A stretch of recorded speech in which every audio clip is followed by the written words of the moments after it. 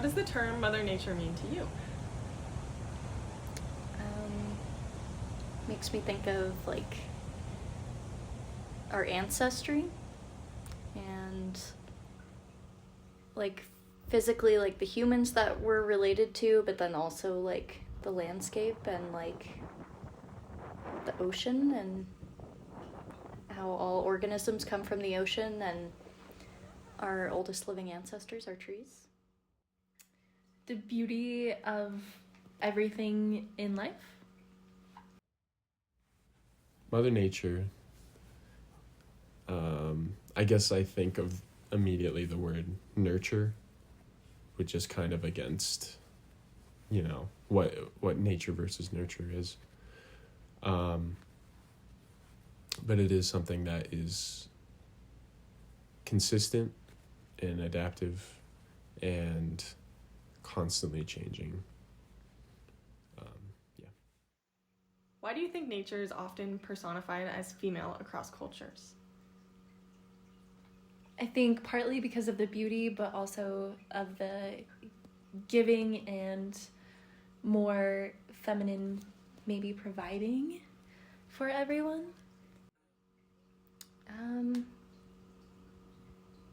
I guess just like kind of,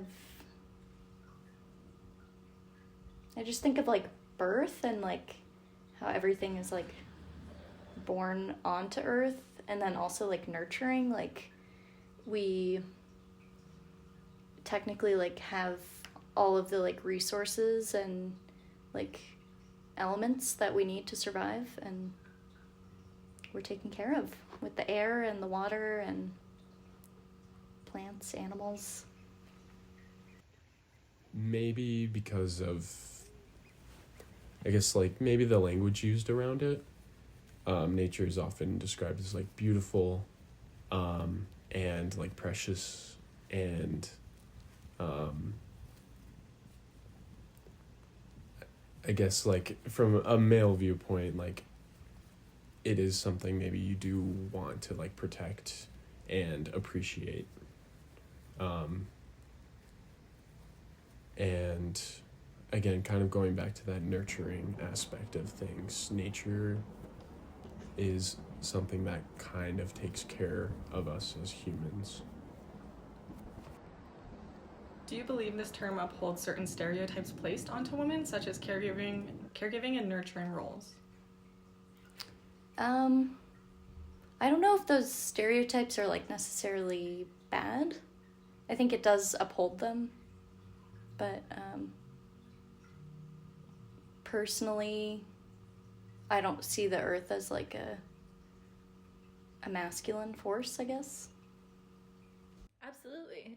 Like I said, the providing aspect, I think, as well as like the beauty, definitely.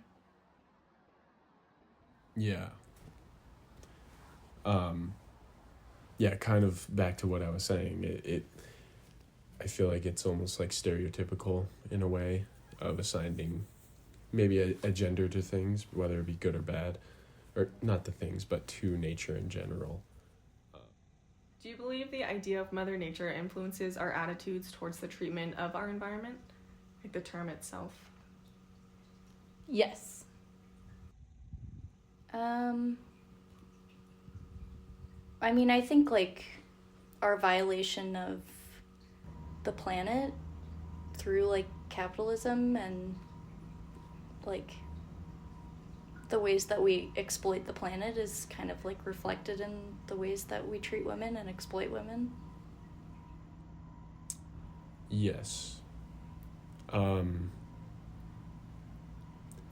feel like we definitely think of nature as a whole to serve us, almost, as humans, and specifically maybe from a male perspective.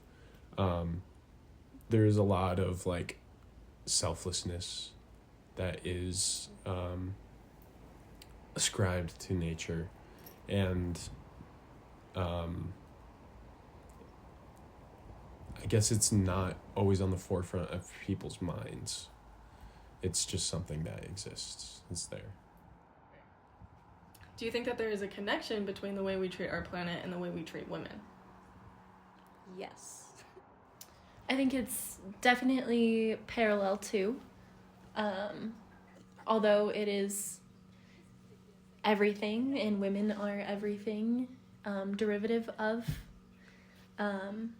all life, it's definitely obvious that there is mistreatment and objectification in that. I think so. I can draw similarities, especially with historically how neglected and in general not given a voice women were. And similarly, our planet, which is the foundation of everything that we need to survive, the foundation of all of humanity. And similarly with women, it hasn't been given a proper stage historically,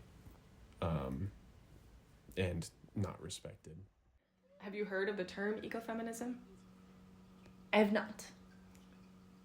What do you think the term means? Ecofeminism probably deals with environment is in parallel to feminism. Have you heard of the term ecofeminism? Yes. How would you define it?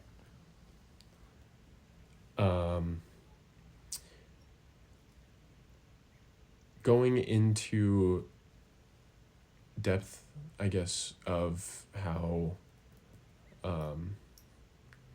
nature can, or not nature, but environmental factors do affect women a lot more than their male counterparts. Have you heard of the term ecofeminism? Yes. How would you define it?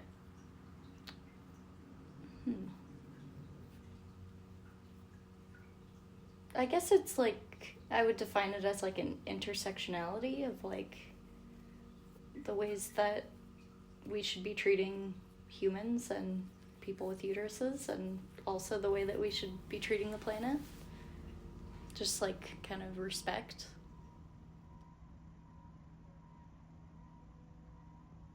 Ecofeminism is a powerful movement that links the exploitation of women and the environment. It recognizes how both are impacted by the same systems of power, domination, and inequality.